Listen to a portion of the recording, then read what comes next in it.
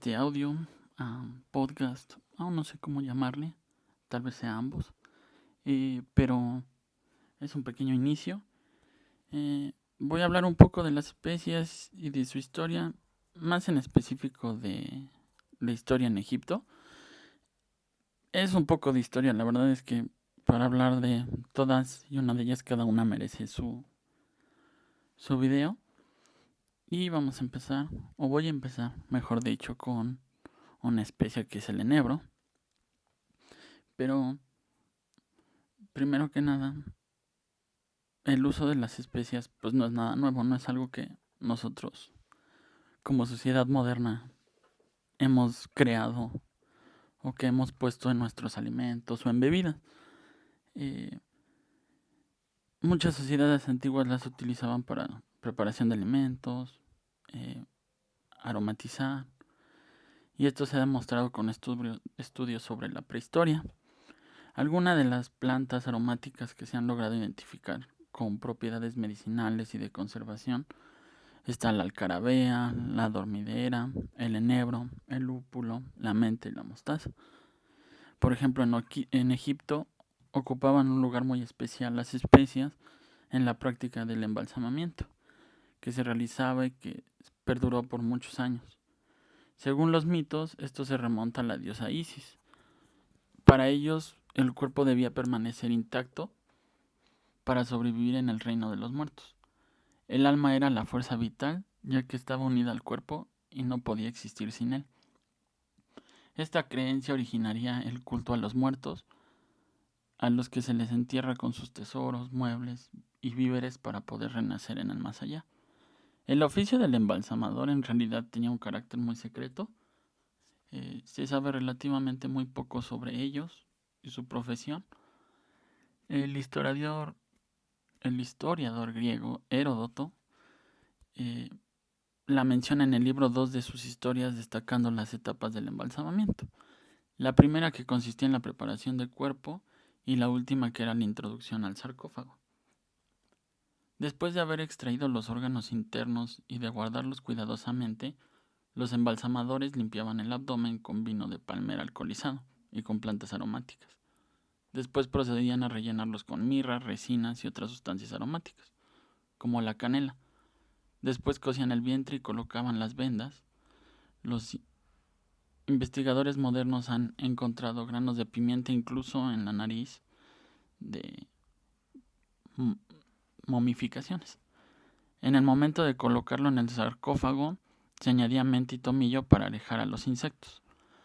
Todas estas plantas y especies aromáticas naturales debían de cubrir el cuerpo según el ritual del embalsamamiento del libro de los muertos. Y hay que aquí tener en cuenta que la pimienta y la canela en realidad no son especias originarias de Egipto, sino que provienen de la India y de Ceilán, Ceilán actual, Sri Lanka. Los egipcios tuvieron que hacer toda una logística para la distribución y la compra de todas estas especias de que venían o procedían del oriente. Todo esto hasta la llegada de los portugueses al Océano Índico. Y hablando un poco de la historia de las especies, es importante en Egipto, es importante mencionar a Hatshepsut, espero pronunciarla bien. Esta reina gobernó como faraón durante 15 años, la cual es conocida, o fue muy conocida, por su expedición al país de Punt, en su templo funerario en Deir el-Bahari. Hatshepsut fomentó el comercio con Asia y envió una misión a las minas del Sinaí y una expedición comercial a Punt, región del este de África. Se cree que Punt es Somalia, la cual era rica en oro y sobre todo en resinas, incienso, mirra, olíbano, marfil, plantas aromáticas y medicinales. Esta expansión es más notable ya que hay que tener en cuenta que en realidad Egipto vivía encerrado en sí mismo. Ellos preferían importar las mercancías exóticas mediante intermediarios extranjeros antes que ir a buscarlas ellos. Y bueno, esto es un poquito de la historia, no es quería que fuera muy importante el ver que para una sociedad eran muy importantes las historias para algo místico, para algo que para ellos era importante, el cual generando toda una logística y todo, hasta incluso una guerra, ¿no? Que es lo que luego uno o no nos damos cuenta, que muchas sociedades o muchos países ocuparon especias, hierbas, como para fomentar o tener ciertos lugares, creando guerras e incluso, pues sí, las especias fueron tan importantes que el humano se peleó por ellas. Y quiero también, con este pequeño inicio, darle importancia a todas estas hierbas y especias, ya que pues a lo largo de nuestra historia han estado con todas nuestras sociedades, países, y nos conectan a nosotros como pueblos, a pesar de estar a kilómetros, y a pesar de nuestra historia, pues estamos todos conectados. Y ya entrando en específico al enebro, tengo un video, ya un pequeño video, hablando más de, bueno, no más, pero de detalles en específico del enebro. Aquí los voy a mencionar un poquito de nuevo y un poquito más, pero no me va a alcanzar todo el video porque es muchísima información, y la verdad es que hablar del enebro es hablar de la ginebra y hablar de su presencia en ciertas cervezas, en ciertos vinos, lo cual pues merece su propio video y como que más investigación de mi parte para no dar algo equivocado. Y bueno, hablando del enebro, este especial tiene un aire místico y un aroma que lo hace muy notable. Es una de las plantas más antiguas que se ha entrelazado con nuestra historia y la cual se ha distribuido en regiones templadas y subárticas desde Europa a Asia y llegando a América del Norte. Esto ha demostrado que tiene una gran adaptabilidad y resistencia.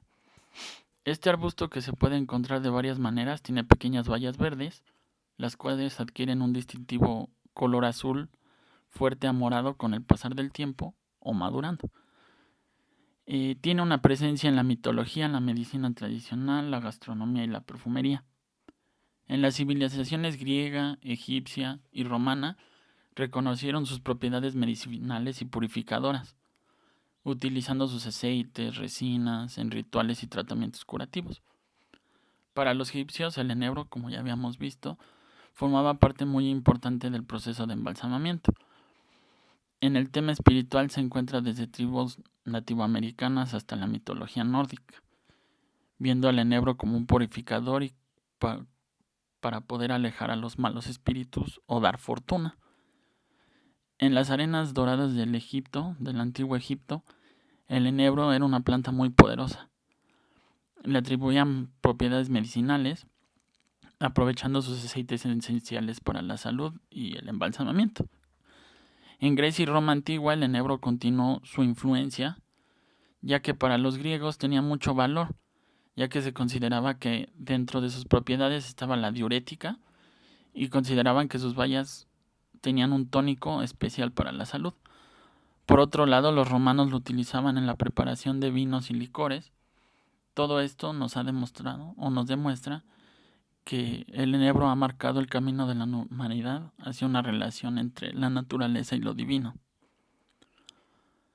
Una parte importante fue cuando el enebro dio ese salto a la destilación, ya que en la Edad Media fue un periodo de misterio y exploración, donde la alquimia desempeñó un rol muy importante para la creación de elixires, esencias y remedios que promovían o prometían revelar los secretos del universo, dando los primeros pasos a la destilación.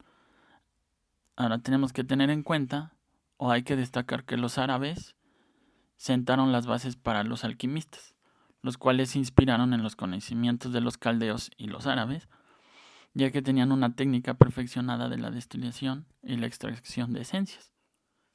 La destilación permite aislar los compuestos volátiles del enebro, lo que resulta en aceites esenciales ricos en aromas. A medida que avanzó la Edad Media, los conocimientos alquímicos se fusionaron con la industria de las bebidas espirituosas. Los monjes y herboristas europeos comenzaron a destilar especias y hierbas creando tinturas y licores. A medida que llegaba la Edad Moderna, el enebro experimentó una transición. Los destiladores comenzaron a enfocarse más en la destilación de alta calidad para la creación de la ginebra, una bebida que va a llegar a un lugar muy importante y destacado en nuestros tiempos. El enebro en la gastronomía tuvo una odisea, ya que ha llevado sus sabores desde las cocinas tradicionales, ancestrales, hasta las contemporáneas. En las cocinas antiguas, el enebro se consideraba una especia valiosa. Sus bayas se utilizaban para condimentar platillos, añadiendo un sabor un poco picante y cítrico a la vez. Se incorporaba en guisos, asados y marinadas para realzar sabores. Durante la Edad Media y el Renacimiento, el enebro continuó influyendo en la gastronomía europea. Se empleaba para sazonar carnes y embutidos, ayudando a preservarlos y darles un sabor en específico. En la modernidad ha experimentado un poquito de resurgimiento, ya que muchos buscan explorar nuevas formas de incorporar el sabor o de volver a lo tradicional, a lo ancestral, desde platillos de carnes y pescados hasta salsas y guarniciones. Y este es un pequeño o un poco de información sobre el enebro. Como ya lo decía un poquito anteriormente, la verdad es que hablar de la historia de las especias o de una en específico requiere más videos, más investigación. Hasta aquí yo he llegado con esta poca información. Espero que les haya gustado. Si tienen algún dato, quieren compartir algo, quiero que sea más como que generemos esta comunidad en la que hablemos de las especias, de su impacto, de en qué platillos lo utilizan, en qué platillos aprendieron a utilizarlas, cuáles fueron sus primeros platillos o qué especia les gusta más. Es más como generar o yo quiero generar como hilo conductor entre todos nosotros que tenemos a la hora de cocinar, a la hora de comer, que al dar el bocado uno dice, oh, cómo recuerdo esas épocas. Pero esto es un poco de la información. La verdad es que yo del enebro solo conocía la parte de la ginebra. No conocía que se ocupara en la gastronomía o como algo místico.